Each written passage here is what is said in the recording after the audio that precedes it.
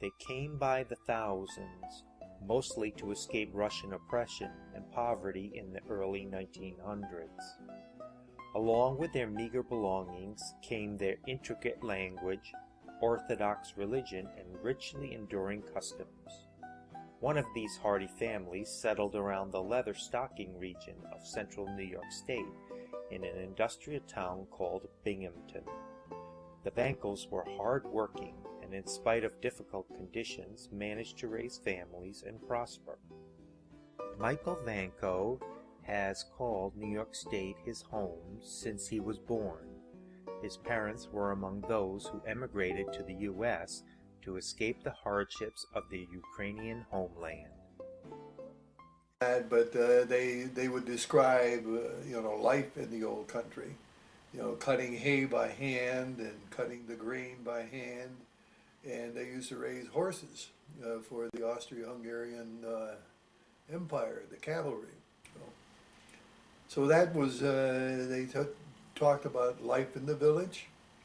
They lived in small, tiny houses. The cattle would then, would live in the houses in one part of the house, and part of the reason for that was to keep the house warm. And it was not uncommon for them to have beds over the stove so they could keep warm in the wintertime. So they were generally, like 1 or 2 room houses, but there was one part for the animals and one part for the humans.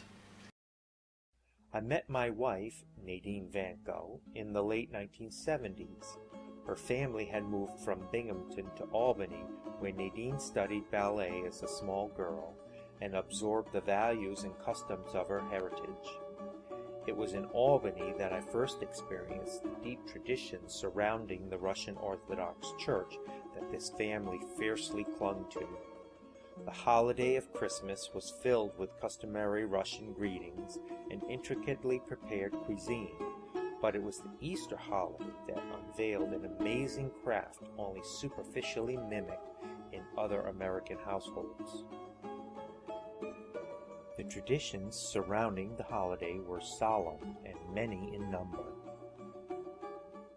Just before the Easter celebration, on Friday of Easter, that particular Friday, they would simulate the tomb of Christ in the church.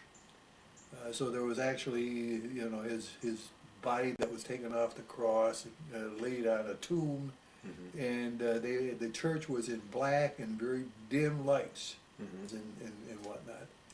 Now, at midnight, just before Easter, all right, they would ask everybody to go out of the church. With a candle, I remember doing it. With a candle, and they'd march around the church in a parade 3 times, all right?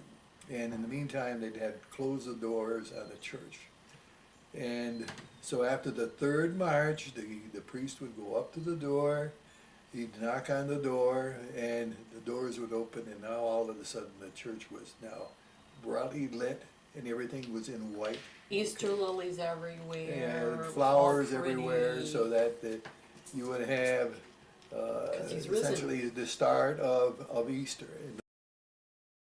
The tradition of coloring eggs with intricate patterns, otherwise known as the Ukrainian pisanki, had been handed down for many generations in Nadine's family, and it showed in the skill in which each family member expressed the custom. Nadine often spoke of years past, helping with the tradition of drawing with melted wax and dipping the eggs in colored dyes. We did eggs every Easter. I never tried to design them until I got older, probably with you. I was the color dipper. They put designs on it, and I dipped it in the color and handed it back. And they put more design, and then I was told put it in a different color. And eventually I tried. I don't do them particularly well, but I enjoy playing with them. Nadine so enjoyed this tradition that even after we married and had a home of our own, we carried on the practice, one might say, religiously. Nadine's family and friends realized how much she loved this tradition and began bestowing a gift of an egg at other holidays such as Christmas and birthdays. Over time, her collection grew to this day where they number in the hundreds.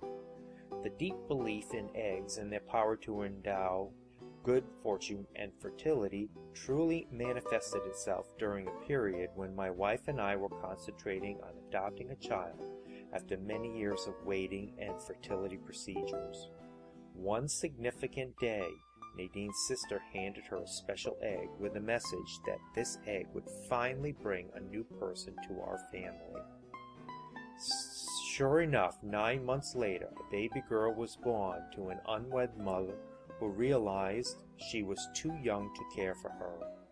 The call from the lawyer facilitating the adoption brought us to the hospital where our long-awaited dream had finally come true.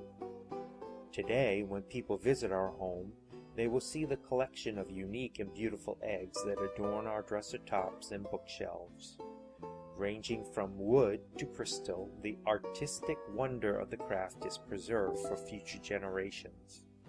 But of all these cherished objects, my favorite lives in those eggs we traditionally create each year using melted wax and homemade tools.